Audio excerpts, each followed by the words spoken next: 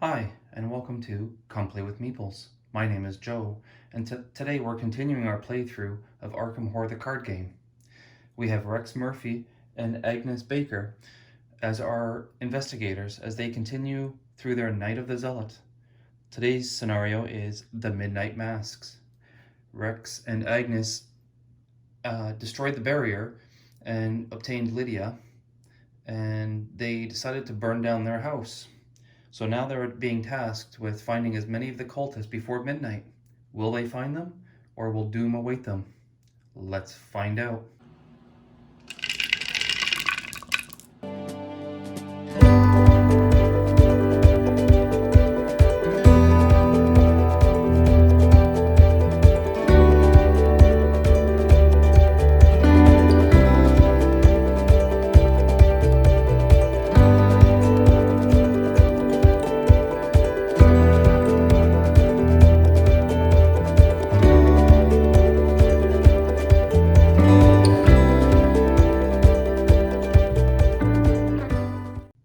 We will continue our playthrough here now.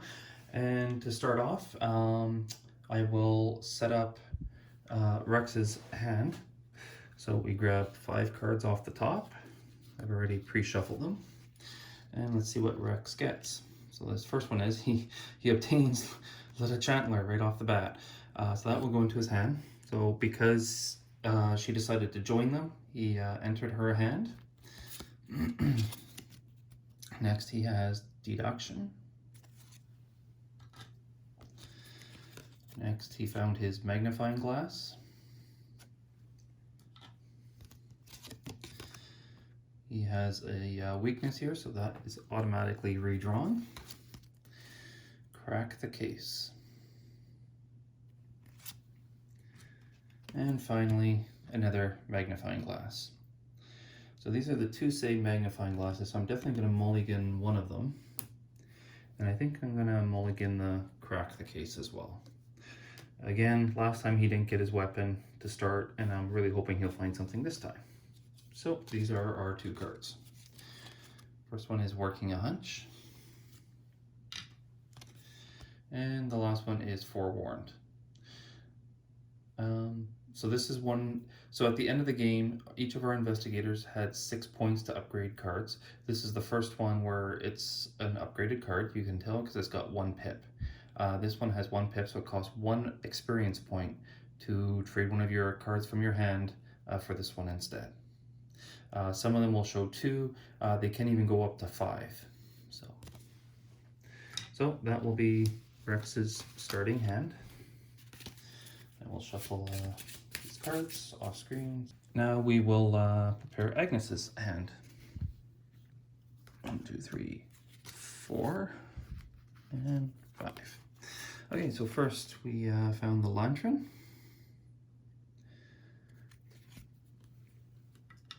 Next is stunning blow. So here's one that it cost 4 to upgrade. She had the wither spell previously, but this is an upgraded one. So I actually got rid of the other one and included this one instead. I think there's still one in our deck of the regular strength. Next is ward of protection and the holy rosary. So again, nothing for damage. Oh no, I guess the wither spell will be. So is there anything I'd like to mulligan? No, I'm actually pretty happy with that hand, I think. So the next thing is to read the story. Okay, so I'll read the context here. So first it says Part 2, The Midnight Mask, Campaign Log. If Lydia was forced to find others to help her cause, read Intro 1, but we didn't have that, so we go to Intro 2. So there it says, in the wake of the disaster of your house, Lydia Chandler, the red-headed woman from your parlor, lays out a tale that, even in the light of what you have just witnessed, strains the limits of your belief. The creatures in your home, she claims, are called ghouls, cruel beings who plague the crypts, caverns, and tunnels beneath the city of Arkham. These creatures feed the corpses of humans. They are served by a dark cult within Arkham whose members have inexplicably come to worship the ancient master of the ghouls.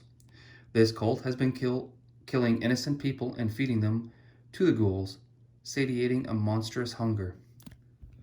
A dark balance was maintained until now. Recently, Lita continues, one of their lairs where the corpses were stored was destroyed. Since then, the ghouls have been more active than usual. I have tracked their movements and tried my best to stop them from running amok throughout the city. But I think there is something worse going on. The cult has been planning something darker and more ominous than anything I have ever yet observed.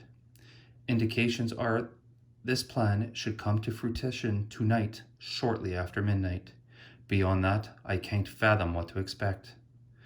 Many of the cultists, Lita continues, will seem like everyday people despite their foul intentions. Whenever the cult meets, its members don masks shaped like the skulls of various animals to protect their identities from one another. These masks are our mark, symbols of death and decay. We must unmask the cultists to expose and derail their plans. We have but a few hours. The more cultists we find before midnight, the better. So I've already set up the game, exactly as the book suggested that you lay these out. Because we burnt our house down, you would have your house card here, but it told you to get rid of it because, well, you burnt down your house. So instead, we get to start on Rivertown. And as you can see, there's a lot more locations because this is a town and each one is connected quite uniquely. And to start as well, we have an Acolyte starting at the south side here. Next, we will look at Agenda 1, so Predator or Prey. Lita seems convinced of a conspiracy within the city of Arkham. She believes that a secret cult serves the ghouls that lived in crypts beneath the city, and that several of the cult's prominent members are scattered throughout Arkham. As you begin searching for them, you can't shake the feeling that you too are being hunted. So as an action, we have an option to resign. So because it's on this card here, as long as this card's the one on top, we always have this as another action option. So then we could resign. You don't want to risk taking too long, so you head to safety with the information you've gathered. So then we would end the scenario. And it takes 6 Doom again to advance. And this time there's only 2 cards in that deck. And now in the act, there's actually only 1 card. So uncovering the conspiracy. You have 1 night to find the members of this cult and unveil their plan. The more members of the cult you can find and interrogate before midnight, the better. So as an action, the investigators can spend 2 clues per investigator, or as a group, draw the top card of the cultist deck. So it's told me to build a cultist deck right here, and there's cards there, and that's how we would draw them. Objective, find as many unique cultist enemies as you can and add them to the victory display. There are 6 unique cultists enemies in the victory display. Advance. Note, not all 6 of them are in the cultist deck.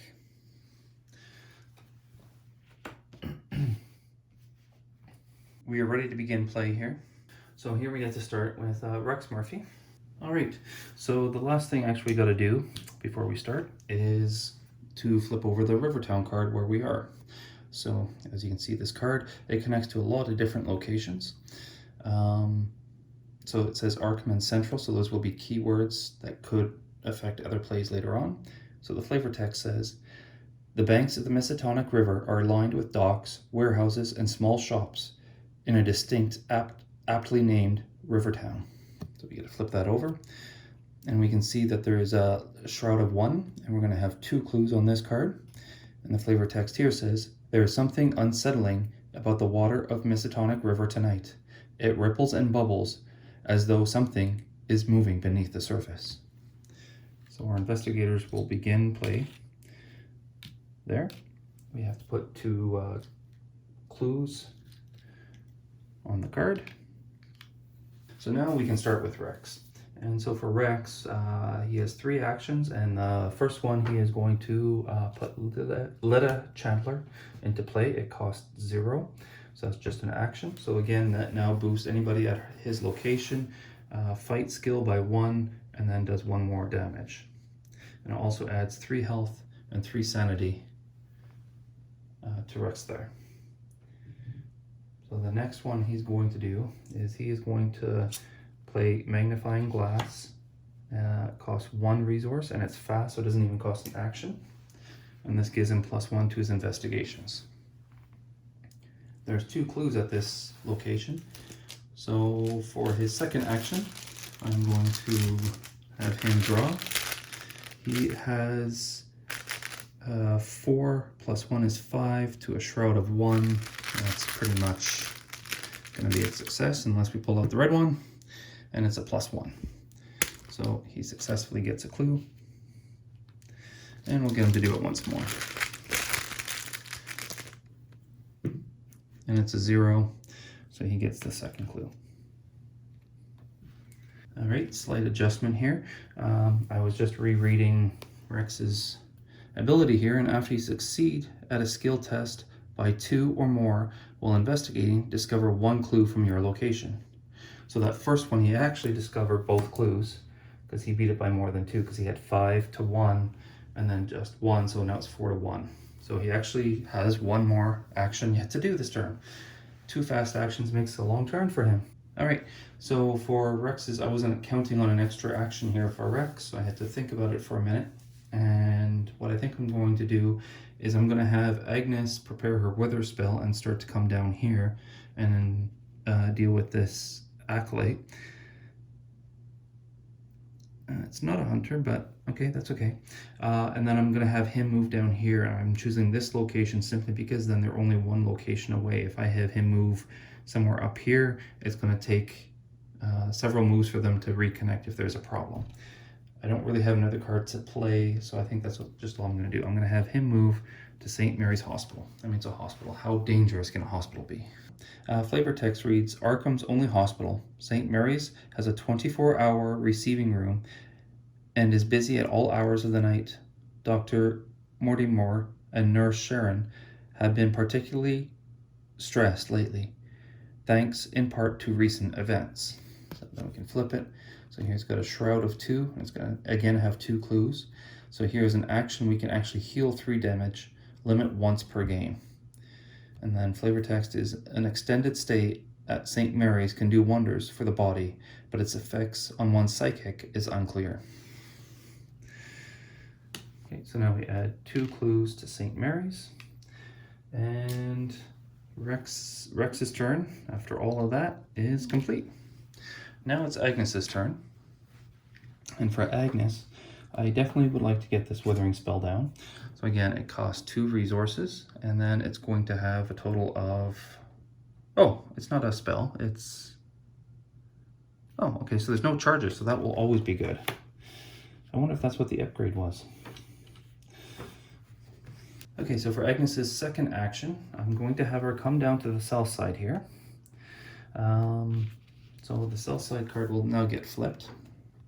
So the flavor text reads, middle-class housing with gumbrel roofs crowd together between the streets of Southside. The neighborhood is known for its cultural and social landmarks, such as South Church, Ma's Boarding House, and the Historical Society.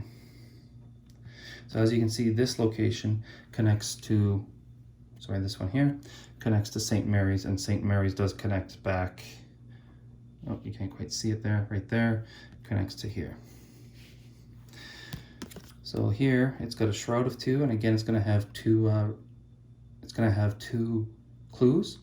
And so now here is an ability, search your deck for an ally asset, add it to your hand, shuffle your deck, limit once per game. So we put 2 clues on that location. And Agnes is now on the south side. And that also means that this cultist attaches to Agnes. So maybe I'll just do something like that, because he's not going to last long anyway. So for her third action, Agnes is going to use her Withering spell. So this means fight. This attack uses willpower instead of strength, which is great for Agnes because that changes her fight from a 5 to a 2. Or sorry, from a 2 to a 5. Which is why I wanted to get that one down. And then you get 2 willpower for this attack. So ultimately now it's 7 instead of 2. Now, if we draw another symbol,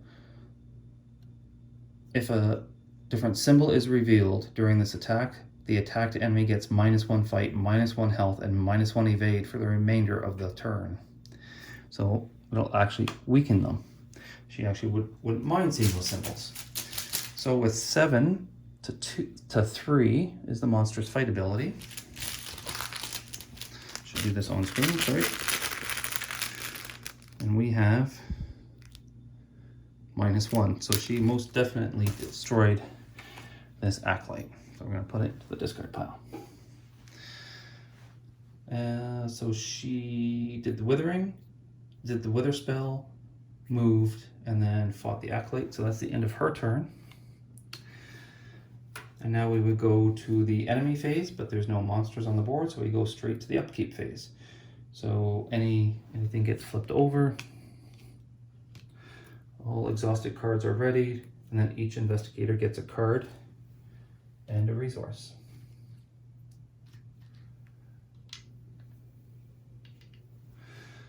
Okay, and then Rex's new card is Inquiring Mind.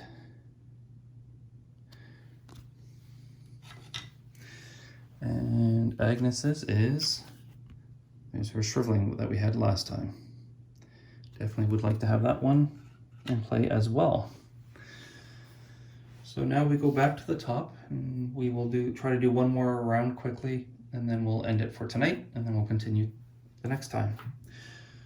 So now we go back to the top, we go to the Mythos phase, so we add a Doom to our counter here. Now we have 1 of 6, and each investigator has to draw a card. So Rex has Hunting Shadow, Peril, Revelation. You must either choose 1, spend 1 clue, or take 2 damage. Well, now it's really good that he got a clue. And we'll discard that one. And then for Agnes, she got Locked Door. Attach to the location with the most clues and without a locked door. The attached location cannot be investigated, but you can do a test of Strength 4 to break down the door, or 4 evade, sprint, to pick the locks. If you succeed, discard the locked door. So it doesn't really matter which location. In fact, they are pretty equal all around. So I think she will just lock this outside there. Okay, so slight adjustment. I'm actually going to use this event card here for Agnes, and it'll cost 1 resource. And instead of putting the locked door there, I'm going to get rid of it. I've just worried that the clues are going to be really, really hard to find this game. So I'm just going to use that Ward of Protection, and there is no locked door. Now we'll begin the investigator phase. So for that, I think I will start with Rex, because he's the best investigator. He has Investigate skill of 5 to 2. Again, on screen, 5 to 2, and we pull -2. So that makes it 3 to 2. So his ability doesn't kick in because it wasn't by greater than 2, but he does get a clue. Then for his second action, we're just going to do that again. Actually, hold on.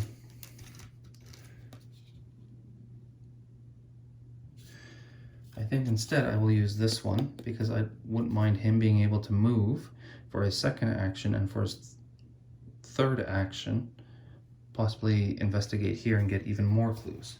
So that's what I'm going to do. I'm going to spend 2 to play this event fast. Play only during your turn. Discover 1 clue at your location. So now he's got 3 clues, and that is discarded. For his second action, he is going to move to the south side. And for his third action, he's again going to investigate 5 to 2. Now, do I want to toss something at this? Not really. 5 to 2. It'd just be really nice if I could collect both at the same time here with his ability. So 5 to 2. That's the cultist symbol. And on this playthrough, it is -2. Place 1 doom on the nearest cultist enemy. But there's no cultist enemy, so we just deal with the -2. So that makes it 3 to 2. He still only gets 1 clue. And that is Rex's turn. Now for Agnes, I think I'm just going to have her blaze the trail because he can quickly get that clue next time. Okay, so for Agnes's turn, I think what she's going to do is actually play this lantern. It's going to cost 2 resources, and it's going to reduce the shroud level at a location by 1. And then in the future, she could discard it in order to just do a damage to an enemy.